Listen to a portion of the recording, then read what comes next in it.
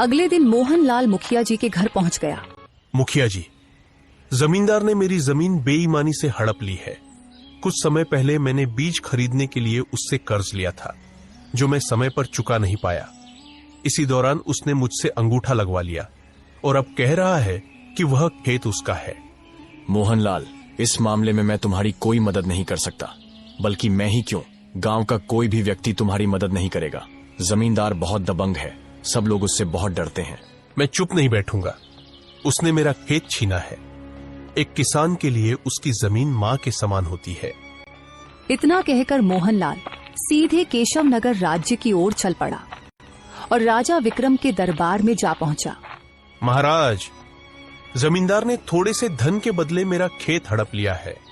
मैं एक गरीब किसान हूं, सालों से अपनी जमीन पर मेहनत कर रहा हूं। पिछले मौसम में फसल बर्बाद हो गई थी, इसलिए मजबूरी में मैंने जमींदार से थोड़ा सा कर्ज लिया। बीज लेते समय उसने मुझसे एक कागज पर अंगूठा भी लगवा लिया। अब वह कहता है कि खेत उसका है। महाराज, मेरे लिए वो जमीन सिर्फ खेत नहीं, मेरी रोजी रोटी, मेरी इज्जत और मेरी मां जैसी है। मुझे न्याय चाहिए महाराज। अगर रामपुर गांव के जमींदार ने तुम्हारे साथ वास्तव में ऐसा किया है तो तुम्हें जरूर न्याय मिलेगा।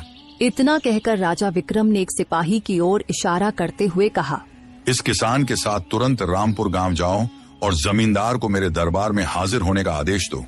अगर वह मना करे तो उसे जबरदस्ती गिरफ्तार करके लाया जाए।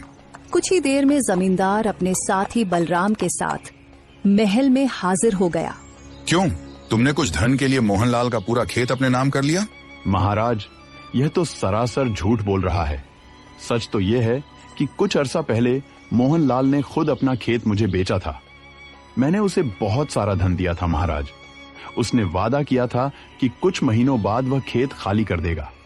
जब मैं उसे उसका वादा याद दिलाने गया तो मोहनलाल खेत देने से ही मुकर गया। हाँ महाराज, जमींदार साहब सही कह रहे हैं, मैं भी उनके साथ ही था। यह सुनकर मोहनलाल क्रोधित हो गया। ये दोनों झूठ बोल रहे हैं महाराज, सरासर झूठ बोल रहे हैं।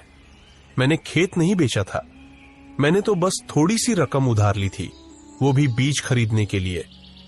मैं अपना खेत क्यों बेचूंगा महाराज? कौन सच्चा है और कौन झूठा, इसका न्याय सिर्फ एक ही शर्त पर हो सकता है।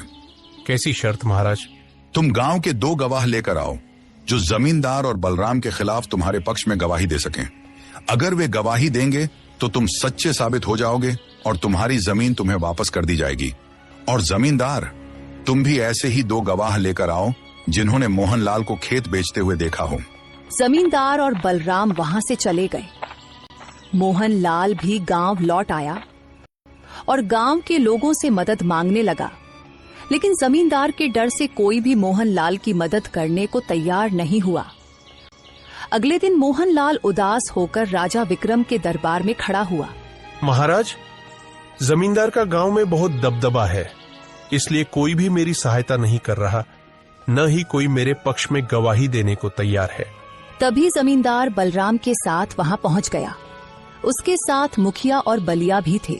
महाराज, यह मेरे गांव का मुखिया है और यह मेरे गांव का बलिया नाम का सम्मानित नागरिक है। गांव में इन दोनों का बहुत सम्मान है। मैंने इन दोनों के सामने ही मोहनलाल से उसकी जमीन खरीदी थी महाराज, और उसे बहुत सारा धन भी दिया था। आप पूछ लीजिए। हाँ महाराज, जमींदार सच कह रहे हैं, हमने सब कुछ अपनी आंखों से देखा था। हाँ महाराज, जमींदार ने मोहनलाल को धन दिया था और उसने अपना खेत उसे बेच दिया था। जमींदार तो अपने गवाह ले आया, लेकिन तुम कोई गवाह नहीं ला सके मोहनलाल, तो न्याय तो हो गया, खेत जमींदार के पास ही रहेगा। मोहनलाल गुस्से में महल से बाहर निकल गया और सीधा अपने घर पहुंच गया।